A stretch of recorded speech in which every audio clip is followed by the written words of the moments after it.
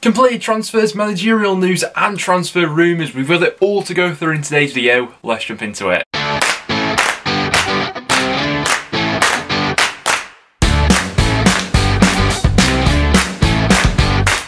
Guys, welcome back to another video on the channel. We are back for another episode of the Championship Transfer Rumour Roundup. Plenty of things to talk over since we did our last instalment of this series. As always, if you do going to enjoy, make sure to leave a like. And as always, let me know about any other rumours that you've seen in the comments down below. I think the place to start out with today is to go over the latest managerial news that's currently going around in the Championship. So Scott Parker and his move to Bournemouth is still being talked about. It looks as if this move is heading into the final stages, with the compensation still being discussed between Bournemouth and Fulham. But by all accounts and how strong this speculation has been over the last couple of weeks, that deal looks to be reaching towards its conclusion. The question then comes from, where do Fulham go in terms of a replacement? Well, the favourites that's being talked about at the moment is Swansea City manager Steve Cooper. Now, previously Cooper had already had some links to some vacant Premier League jobs. Bit of a flipping style of play to go from Parker to Cooper, but nevertheless it would be an interesting move. And then the big story going around the Championship at the moment is it looks like Valérien and Ismaël will be swapping Barnsley for West Brom, with Barnsley due around about £2 million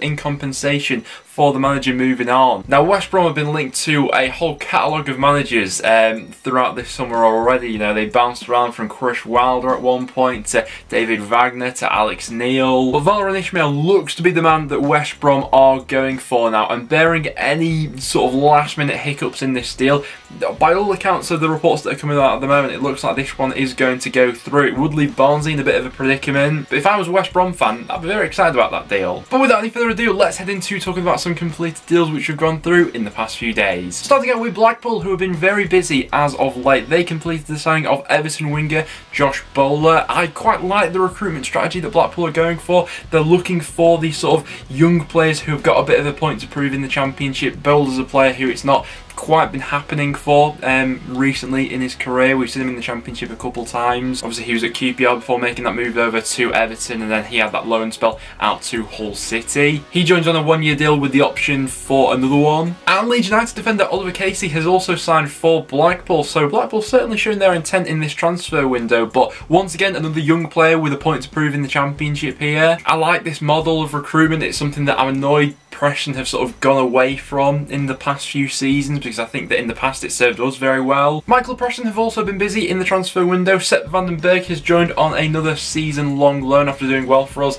in the second half of last season. I'm pretty happy with this deal. I think he's quite versatile now in the positions that he can play. If we are going to be going into next season playing that back three, I think he'll fit into sort of the right-hand side of that pretty well. He also played pretty well as a right-back or wing-back for us when we needed him to. So, yep, happy we've got that one over the line. And we've also completed the deal for Izzy Brown as well. He comes over on a free transfer on a one-year deal with an option for an extension after that.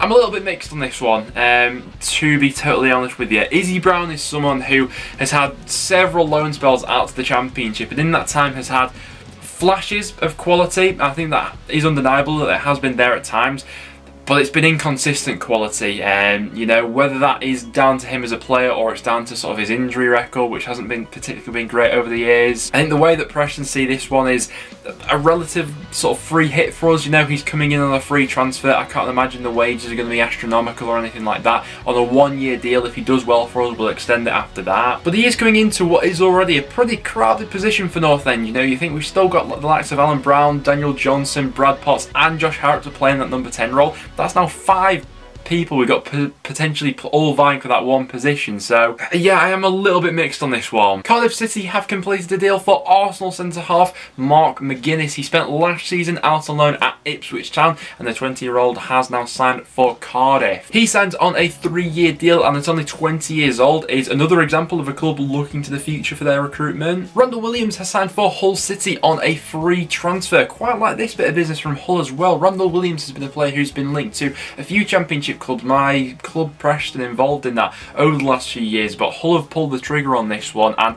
have snapped him up as a free agent since his contract was expiring at Exeter. He's a player who's quite versatile with the positions that he can play sort of anywhere on that right hand side, whether it's as a fullback, wing-back or on the right wing. After that we then have Luton Town, who have made a couple of maybe surprising signings actually over the last few days. Cameron Jerome is the first signing that comes in, obviously quite a high profile player in years gone by. After he left Derby, I didn't think we'd ever see him again in the Championship. He spent a bit of time playing in Turkey and then spent last season in League One with MK Dons, where he did fairly well for them, to be fair, scoring 15 goals. He's coming in now as a 34-year-old striker. By no means is he, you know, in the prime of his career anymore or anything like that, and I'd anticipate he'd be coming in as sort of like that secondary option in off the bench at times when he's needed to come in, but certainly adds a wealth of experience to that forward line there. And then after that we had Luton signing Henry Lansbury, which is a really interesting deal because his last two moves he's sort of not really been able to establish himself either at Bristol City or Villa before that. But in years gone by, Lansbury has been a very good player, you know, at the Championship, and he may sort of be suited to, you know, getting a consistent run of games in this Luton squad now, where there'll be a little bit more of an emphasis on him. I think that he is a player who maybe is actually a little bit better when he is given that more responsibility within the side, and I think that he may be given that at Luton next season if he does manage to stay fit. But yeah, it's two quite interesting signings from Luton there, which sort of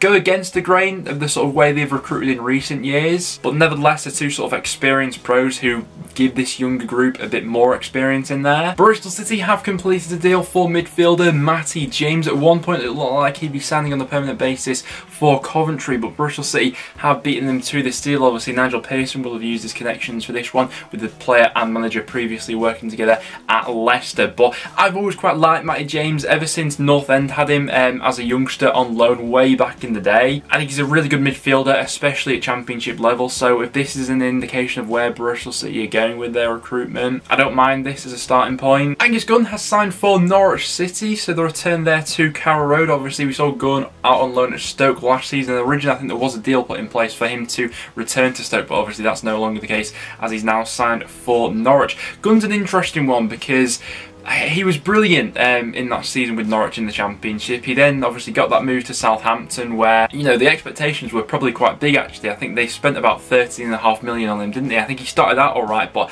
he was in net for that infamous 9-0 defeat, and he's never really seemingly been able to recover from then. You know, didn't really get the look in at Southampton after that. Had that loan spell out to Stoke last season where he wasn't great, so maybe that move back to Norwich could be the thing to really rekindle his career. Speaking of Norwich, actually, they completed a really exciting deal for Milot Rashica. Obviously, they've lost Emi Buendia, which is going to be the real hammer blow of this summer transfer window. But if they're looking for sensible investments along the way, this sort of deal will go a long way for Norwich next season, and the money they've outlaid for him, just over £9 million, that one looks like it could be a real bargain. But there we have it, guys. There are some of the completed deals which have gone through over the past few days. Now, without any further ado, let's head into some transfer rumours. Starting out with Sammy Amiobi, who is a free agent and being linked to Middlesbrough at the moment. Amiobi is such an interesting player because he's so hot and cold. You never quite know what you're going to get when you turn up to watch him. He was very similar at Bolton and from his time at Forest as well, you know, can be a world beater on his day and the next game just doesn't show up at all. But yeah, with Middlesbrough looking to add a little bit more width to their side, a deal like this on a free may be worth taking the gamble. One of the biggest stories going around the Championship at the moment is that of Stoke City defender Nathan Collins, who looks to be making the move to Burnley with a fee being talked about of around about £12 million. Obviously 20 years old. Stoke have got a few sort of upcoming centre halves, you know, Collins and Souttar for the most part were really good for Stoke actually. You know, sort of thinking how the old guard at Stoke have moved on in recent years, you know, Shawcross now gone, you know, Danny Bath getting older as well. Collins and Souttar really stepped up in this season just gone by, and at his age you can see why a club like Burnley would be very interested. And this leads into our next deal, as it looks like Stoke will be finalising a deal for Watford defender Ben Wilmot to come in as his replacement, and quite sensible recruitment actually. Ben Wilmot was a player who we all thought would get a bit more of a chance at Watford last season.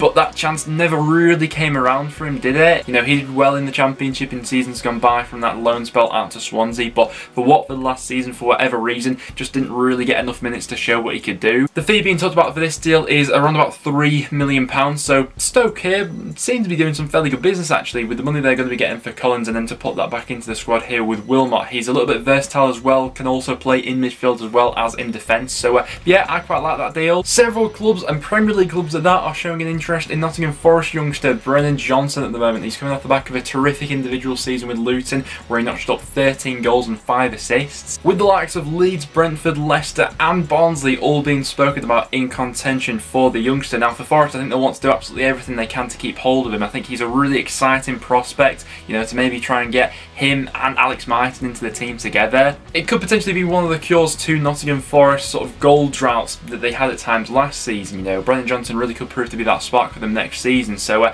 yeah, I'm kind of hopeful that they do keep hold of him, because I'd like to see more of him this time in the Championship next season. And speaking of another Nottingham Forest player, Joe Worrall is still very much on the agenda for Burnley this summer. Now, despite the potential imminent arrival of Nathan Collins, they are still interested and in the market for another centre-half on top of that. This being because James Tarkowski is expected to stay this summer, but then to leave the year after that, so they're sort of planning for their future here. Nat Phillips and Harris Souttar have also been interested with links to Burnley, but their interest in Joe Worrall especially has been quite long-standing now. You know, this has been a rumour which has been about for quite some time. I remember covering it, the exact same one last year. Joe Worrall, though, obviously is one of Nottingham Forest's real prize assets, and you'd think would take quite a sizable fee for him to move on, but if anyone was to go, you probably wouldn't back against that being Joe Worrall if the right money came in for him. Bit of news surrounding Harvey Elliott. He is expected to be in and around the Liverpool squad going into next season, which obviously rules out another loan move to the Championship for the player. Blackburn would have been very interested,